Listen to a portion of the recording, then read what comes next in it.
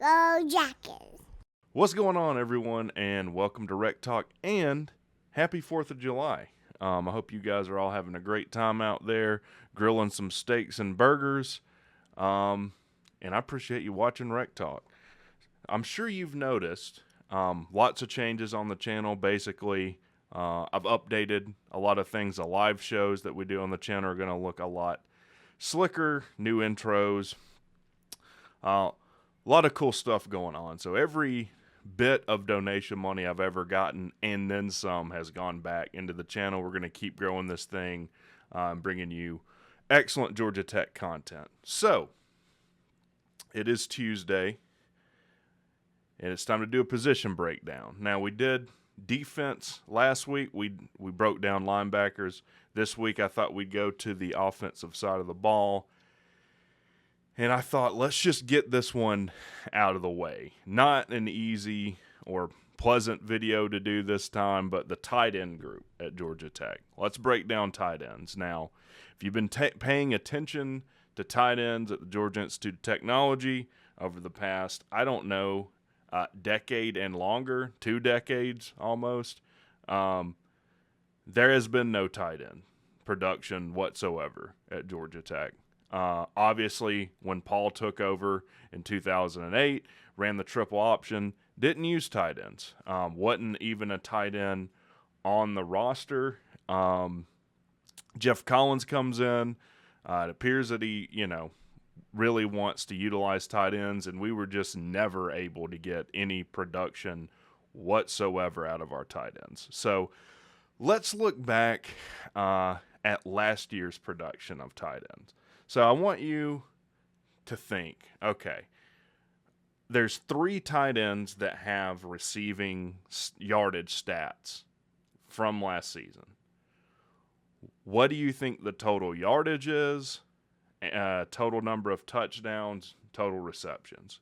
So just make a guess in that. WreckTalk will wait, or you could pause the video. So tight ends totaled for 237 total yards, which is 10% of the total receiving yards we had last year, 26 receptions, and a big goose egg for number of touchdowns, which is pretty awful. To give you an idea, the last year that we had production at tight ends was 2007, before Paul Johnson took over. And I had to, dive to find this. Colin Peak was the tight end on that 2007 team. Gailey's last year. Tenuta was the interim for a game. Colin Peak in 2007 himself had 248 yards and a touchdown, which is more production than every tight end on our roster had last year. So definitely something that has got to change. Now, Buster Faulkner is going to be the tight ends coach in conjunction with his offensive coordinator role. And there's no way that we aren't better. I'm not saying we're going to be amazing or, tight ends are going to turn heads at Georgia Tech. But Buster Faulkner has coached some pretty good tight ends. Now, obviously, as a Tech fan, I don't want to acknowledge anything good for the University of Georgia. But in this case, I have to. Brock Bowers is the best tight end in college football right now. The Washington kid behind him, also very good. Buster Faulkner has worked with those kids, worked with the quarterback throwing them the ball. You would think from that standpoint has to get better. So the 3 tight ends that had receiving yardage stats last year are Dylan Leonard, Luke Benson, and a kid named P.J. Harris. Now, P.J. Harris is no longer on the roster. Dylan Leonard and Luke Benson will be returning. So who I think will probably get the majority of the snaps or be one of the main tight ends, obviously Dylan Leonard. He's a senior, has the most experience of anyone on the roster. Big kid, 6'5", 238 pounds. Played his high school ball at Milton High School, was a 3-star, and was the leading tight end on our roster last year. So he had 11 receptions for 90 yards. And it's interesting looking back at these kids because I just don't remember, recruiting classes from 2-3 years ago and kind of where these kids were ranked. He actually played on the 7A state title team for Milton High School with Jordan Yates, Brandon Best, and Anthony Manella, also Paul So. I don't know. I'm probably butchering that kid's name, but it's spelled TSIO. And when your name starts with like 2 consonants, I get confused. Anyways, but they were all on the same 2018 state title team. Dylan Leonard was actually the Region 5 7A Offensive Player of the Year. Had 875 yards, 48 receptions for 10 touchdowns. I mean, the guy was kind of a stud in high school. I don't really understand the struggle we've had at tight end. I mean, obviously, I'm not here to bash previous coaching staffs. I've done plenty of that. I guess what I'm saying is I hope it's just that coaching was so bad it was hiding how good Leonard might be able to be. But I'm just a little skeptical. The drop passes, the missed assignments, have just been plentiful in the past. So hopefully Dylan Leonard can step up, have a good season. Buster can get him on the right track. We'll see. So let's go to number 2, Luke Benson, 6'4", 236 pounds from Pennsylvania. He's also a senior. So both him and Dylan Leonard shouldn't have any more eligibility left. It's always weird with the COVID year. Maybe they do have a year of eligibility. I don't think they do, though. So Luke Benson, Dylan Leonard, both the seniors on this tight end staff. Luke Benson, if you remember, was the transfer from Syracuse. So he was a 3-star number 36 tight end in the country, the 2018 class. From 2019 to 2021, he played for Syracuse. He played in every game but one that he was on campus at Syracuse. He had 19 receptions for 261 yards and 5 touchdowns in his 3 years. So, not the most eye-popping numbers, but he was productive. I mean, this tight end group didn't account for a single touchdown last year as far as, catching the ball. Comes to Tech. Transfers last year. Last year was his first year on the flats, and had 9 receptions for 85 yards. So basically him and Leonard had very similar stats. Leonard had 11 receptions for 90 yards. Luke Benson had 9 receptions for 85 yards. And this is kind of the feel. So I would think these 2 kids, and we'll talk about Brett Seether too, get rotated in. They're in I guess that starting 3 rotation. Maybe we run some 2 tight end sets. Who knows? It's hard to tell with Buster how he's going to utilize tight ends. But I would think it will be a priority for Buster. He's going to be a pass-first offensive coordinator. And with the success he's had with coaching tight ends at Georgia, I just think that's not that he's going to try and force it, but with the talent we have at wide receiver, I think it's going to open up some opportunities catching the ball at tight end. Definitely Luke is capable of doing that. Now, both him and Leonard have obviously underperformed at Tech in the past and need to step up. And I hope they do. This is the one position group that I'm probably have the least amount of confidence in, just because it's been so consistently bad in the past. I also think our previous offensive coordinator, Long, was a tight ends coach too and wasn't able to get much production out of them, but who knows? Hopefully Benson and Leonard can take a big step up, and at a minimum, you can't drop passes that are going to put you ahead against Georgia on the road to lead into half. Like, the opportunities you do get at tight end between Luke Benson and Dylan Leonard, you have to capitalize on. You can't have some horribly gaffed missed assignment or drop pass. If we can just do that, capitalize on maybe the 3 opportunities that present themselves in a game, then that's going to be infinitely better than where we have been.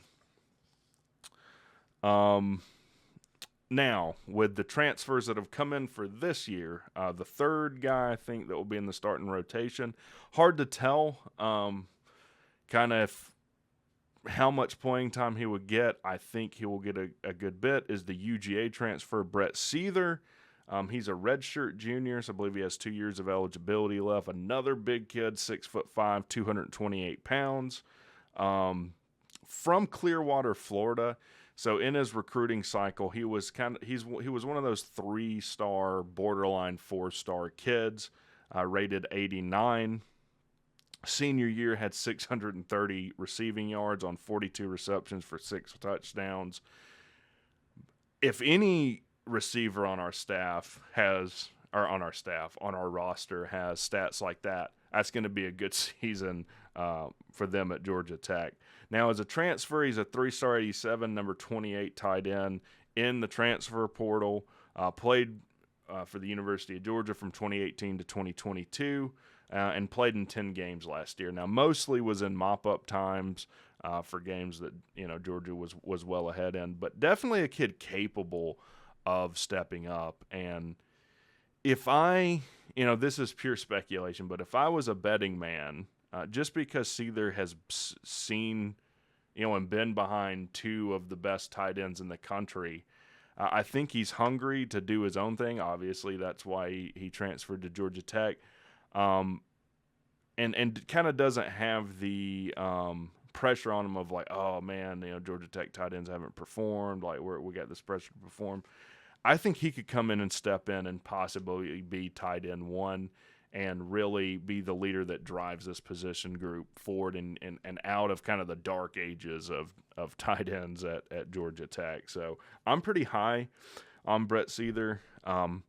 Other thing is he's worked with Buster before, so him and Buster already had a rapport and a relationship beyond what some other kids in the roster had. So yeah, high on Brett Seether. Think he could do really good things this season at Tech.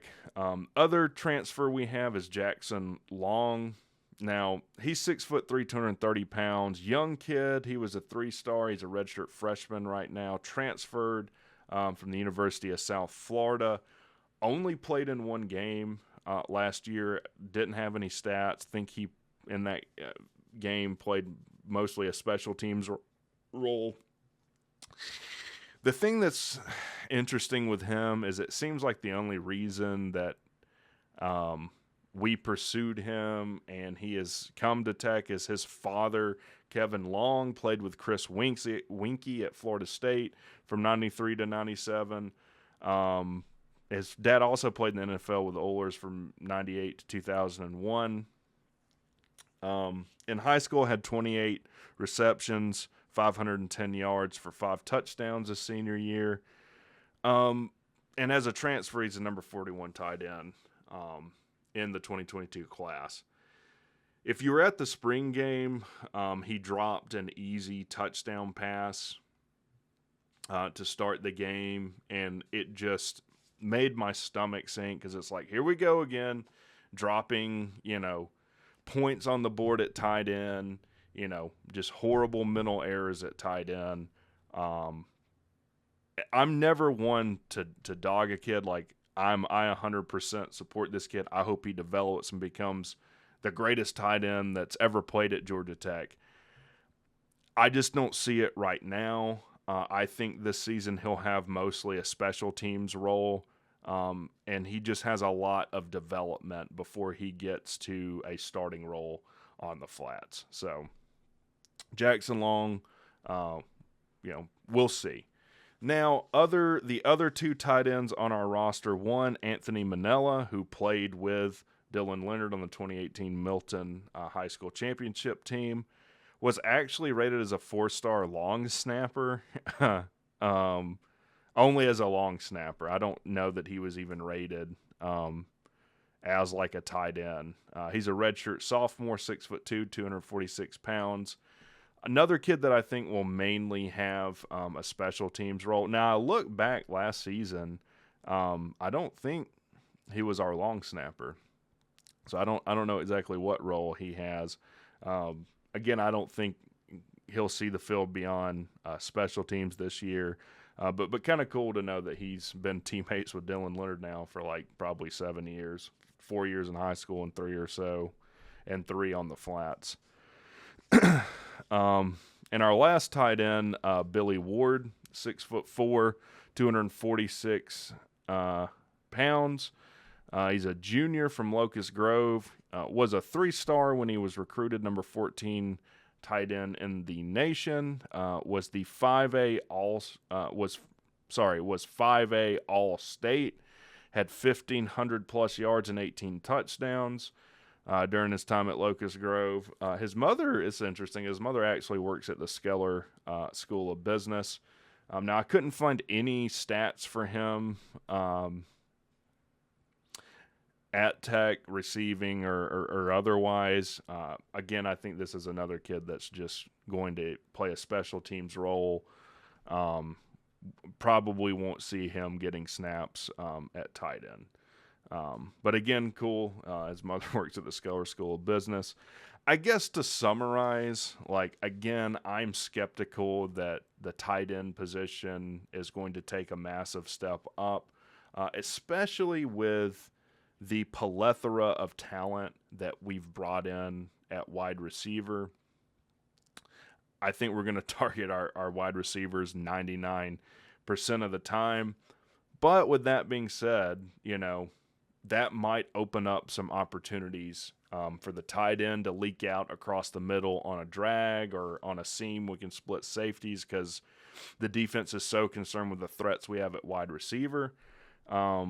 And like I said, in those scenarios, we have got to capitalize. We cannot drop wide open passes for touchdowns. I think Dylan Leonard, Luke Benson, and Brett Seether are going to be rotated in with regularity. Dylan Leonard probably being the starter. I think Seether will work into a number 2 role, and Luke Benson will kind of rotate in at the 3. So with that being said, what do you think? Do you think that we can get out of the dark ages of the tight end world at Tech? Do we take a major step up this year? Who do you think are going to be the starting players at tight end? Leave your comments in the comments section. I try and read most all of them. And I hope y'all have a great 4th of July, and I will talk to you soon.